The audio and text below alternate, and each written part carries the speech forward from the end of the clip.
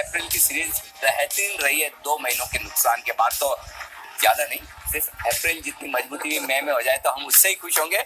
चलिए शुरुआत करते हैं। शेयर बाजार लाइव में आप सबका स्वागत है। नमस्कार, मैं हूं अनिल सिंघवी और मैं हूं डिम्पी कालरा। तो खैर ग्लोबल मार्केट से भी संकेत कम नहीं है। दक्षिण कोरिया और उत्तर कोरिया के बीच में जो वार्ता हो रही है ये अपने आप में ऐतिहासिक है। ये ऐतिहासिक इस तर्ज पे है कि इतिहास के पन्नों में तस्वीरें आपको दिखेंगी आगे चलकर, लेकिन इन ट्रिगर्स के बीच में वो बात भी रहेगी। इसके अलावा और कौन कौन से अहम ट्रिगर है वो आपके सामने। ग्लोबल मार्केट्स के बाद अच्छे संकेत है। यूएस मार्केट्स के हमने अच्छी बढ़त आती हुई देखी है। ये तीसरी तस्वीर वही जिसकी मैं बात कर रहा था, दक्षिण कोरिया और उत्तर कोरिया। ये तस्वीरें इतिहास के अंदर दर्ज होंगी। ग्लास इंडस्ट्रीज मारुति के नतीजे आज भारतीय बाजार की थोड़ी सी दिशा तय करने में शुरुआती बढ़त दे सकते हैं, क्योंकि मई सीरीज की शुरुआत है और चीन दौरे पर देश के प्रधानमंत्री मोदी हैं। ये 2 दिन की यात्रा होगी, अहम है। तो 4 बड़े अहम ट्रिगर और भी आपके सामने रखते हैं जो कि सीधा सीधा रिजल्ट से ही कनेक्टेड होंगे। जरा वो भी देखिए नतीजों पर असर क्या होने वाला है। रिलायंस के नतीजे आज शाम को आने वाले हैं। उम्मीद तो जता रहे कि बड़ा सरप्राइज नहीं होगा। एक्सिस बैंक मुनाफे से घाटे में, साथ ही मारुति 23% बढ़ेगा या नहीं, क्वेश्चन मार्क हमने इसलिए डाला है। इसका एनालिसिस आपके सामने होगा और साथ ही एचपीसीएल और यूपीएल भी अपने नतीजे उतारने वाला है। तो नतीजे, ग्लोबल मार्केट, बहुत कुछ एक्शन है, बिल्कुल मिस नहीं करना। जी बिजनेस के साथ बने रहना है, क्योंकि अनिल सिंघवी आपको ये भी बताने वाले कि निफ्टी पर स्ट्रेटजी क्या होने वाली है। लेकिन अनिल जी, पहले ये जो हमने ट्रिगर्स देखे, इसमें सबसे अहम ट्रिगर कौन सा है? देखिए, सबसे अहम ट्रिगर है मई सीरीज की शुरुआत का। और दूसरा है ग्लोबल मार्केट्स। इन दोनों का कॉम्बिनेशन। मई सीरीज की शुरुआत में हम बहुत बेहतरीन ओपन इंटरेस्ट के साथ जा रहे हैं। रोल ओवर्स निफ्टी पर पॉजिटिव साइड पर हुए हैं, दमदार रोल ओवर्स हुए हैं, पिछले 3 सीरीज के हाईएस्ट रोल ओवर पर जा रहे हैं। तो इसका मतलब क्लियर कट है, कॉन्फिडेंस है। ठीक है, और ये कॉन्फिडेंस होना इसलिए भी अहम है डिम्पी की अगर पिछले 5 सालों तक आप मई की सीरीज में देखें तो हर सीरीज में पॉजिटिव रिटर्न आए।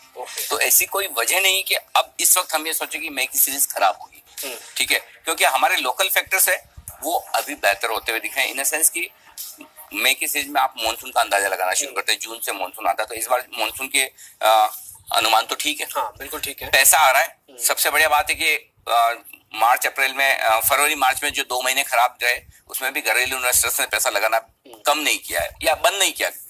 एफआईएस की बिकवाली है, लेकिन वो बिकवाली लोग खरीदते जा रहे हैं। तो खाली एक ही फैक्टर है हमारा करेंसी मार्केट का, रुपए का, जो कमजोरी वाला है। तो अगर मई की सीरीज में बाजार का मूड खराब करना है किसी को तो वो रुपया होगा।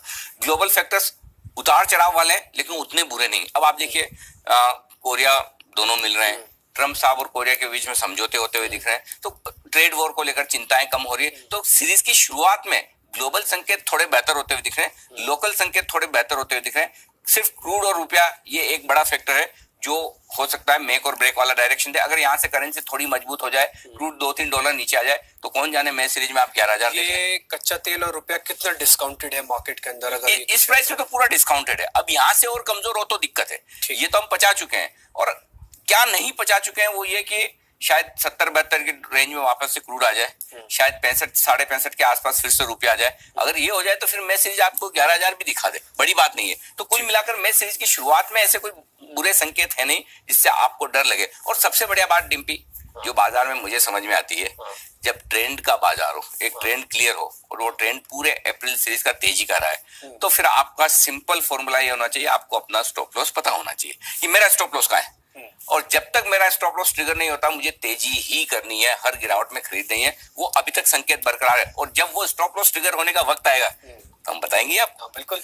वो खैर बताना अभी से शुरू कर रहे हैं, क्योंकि 10,700 में थोड़ा लालची हो रहा हूँ, इसलिए 10,700 आज ही पूछ रहा हूँ आपसे कि क्या 10,700 आज लग जाएगा। मैंने अपनी पोजीशंस को रोल किया है और मैं मानता हूँ कि 10,700 एक बार लग जाना चाहिए। आज आप अलाउ करेंगे? 10,700 हो सकता है। मेरा टारगेट 10,675 का रखा है। 6,700 भी हो सकता है, कोई बड़ी बात नहीं, और होगा इस सीरीज में। इसमें कोई डाउट नहीं, आज हो या सोमवार को हो, बड़ी चीज नहीं है। क्योंकि अगर थोड़े और हम ग्लोबल मार्केट से मजबूती देख लें या थोड़े हमारे ट्रिगर्स अच्छे हो जाए, ट्रिगर सारे पहले देख लेते हैं। संभावना है, पूरी है। तो ऐसी बात नहीं कि 10,700 दिखेगा नहीं। 10,700 इंटरेस्टिंगली उतना बड़ा लेवल है भी नहीं डिम्पी कि हम पार ना कर पाए। तो सबसे बड़ी चीज क्या है इस सीरीज में कि आपको पता है कि आपके लिए नीचे के लेवल्स क्या है। अब मैं आपको ट्रिगर बता दूं आज के लिए। पहला ट्रिगर तो यही है कि ग्लोबल मार्केट्स मजबूत है। दूसरा ट्रिगर यही कि रोल ओवर्स अच्छे हुए हैं। ये 2 ट्रिगर मुझे ऊपर की तरफ जाने के संकेत दे रहे हैं। बाकी आप डेटा देख लीजिए। ज्यादातर पॉजिटिव साइड पर दिखेंगे, बड़े दिनों बाद ज्यादातर पॉजिटिव साइड पर आते हुए दिखे। एफआईज के डेटा को छोड़ दें, न्यूट्रल है।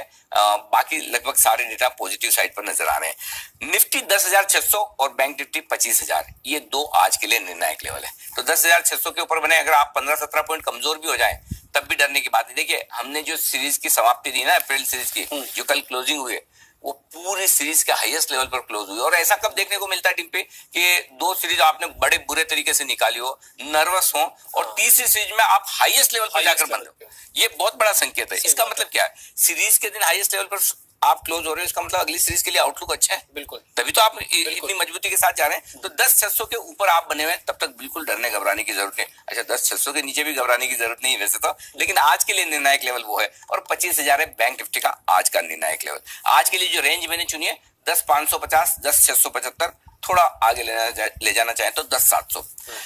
पहली कमजोरी का संकेत आपको बाजार में तब मिलेगा जब 10,570, 10,575 के नीचे निफ्टी ट्रेड करना शुरू करे तो पहला कमजोरी का संकेत होगा, जिसकी संभावना बहुत कम है। अब आइए, बेस्ट बाय लेवल क्या है? रेंज है 10,575, 10,600 मिले तो डेफिनेटली खरीद लीजिए, सोचने की जरूरत नहीं है। और 10,675, 10,700 मिले तो वहां प्रॉफिट बुक करके फिर से 51 पॉइंट का इंतजार करें आजकल में। और नहीं तो कोई बात नहीं, आप ना भी बेचें, शॉर्ट तो करना नहीं है, बेचे नहीं, और अगर अपना ट्रेलिंग स्टॉप लॉस ऊपर कर लें तब भी चलेगा। बैंक निफ्टी आइए 24,925, 125, बेहद छोटी रेंज दी है मैंने आज, 100 पॉइंट इधर उधर की है। तो इस रेंज के बाहर निकलने दें। और वो मैं इसलिए कह रहा हूं कि एक्सिस बैंक का रिजल्ट जो हम आगे विस्तार में बात करेंगे, उस वजह से मैंने रेंज को कर दिया है छोटा, कि एक्सिस बैंक पर और उसके चलते प्राइवेट बैंक से बाजार क्या रिएक्शन देता है वो शुरू में हम देखेंगे। उसके बाद हमको अप्रैल सीरीज में भी थी 24,125, 24,800 और 25,125, तब भी नहीं टूट रहा, तब भी नहीं टूट रहा, तब 24,800 नीचे का दिया था। तो लगभग उस लेवल के आसपास सपोर्ट भी ले लिया। तो आज के लिए छोटी रेंज है। इस रेंज की जिस तरफ बाहर निकले टिम्पे 125-150 पॉइंट का मूव आएगा, यानी कि 24,900 के नीचे फिसल गए तो आपको 24,750, 24,800 तक जाना है। 24,125 के पार निकल गए तो 24,250 तक आप जा सकते हैं। 125 पॉइंट की तेजी मंदी और जोड़ ले। इस रेंज के बाहर जिस तरफ निकले, ज्यादा संभावना ये है कि हम ऊपर की तरफ निकले। 25,125 जाने की संभावना ज्यादा है, एक्सिस बैंक के खराब रिजल्ट के बावजूद, जो हम बात करेंगे। अब आइए आपको स्टॉप लॉस बता दूं। निफ्टी 10,575 के नीचे बंद होता दिखे आज तो अपनी तेजी की पोजीशन कम करें। खत्म कब करना है? 10,525 के नीचे क्लोज हो तो। अगर 10,525 के ऊपर जब तक बने हुए हैं तब तक पोजिशनल ट्रेडर्स को कहीं डरने घबराने की जरूरत नहीं, तब तक आप तेजी में ही हैं।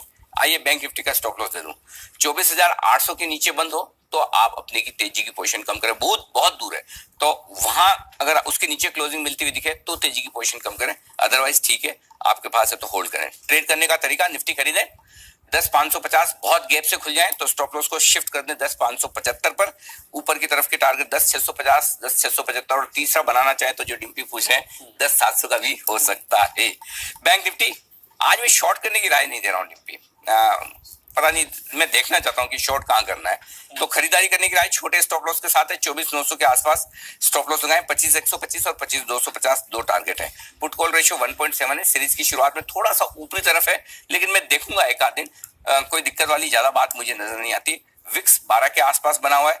मेटल और एफएमसीजी, ये दो सेक्टर ऐसे हैं। मेटल में कल आखिरी आधे घंटे में थोड़े रिकवरी के संकेत आए थे, मुझे लगता है वो तेजी दिखाएगा। और 10,600 के पार क्लोजिंग के लिए आईटीसी और लीवर ने जो योगदान दिया वो मुझे लगता है आज भी जारी रहेगा। तो ये दो स्टॉक ऐसे हैं जिन पर आपको, दो सेक्टर जिन पर आपको नजर रखनी चाहिए। ठीक है।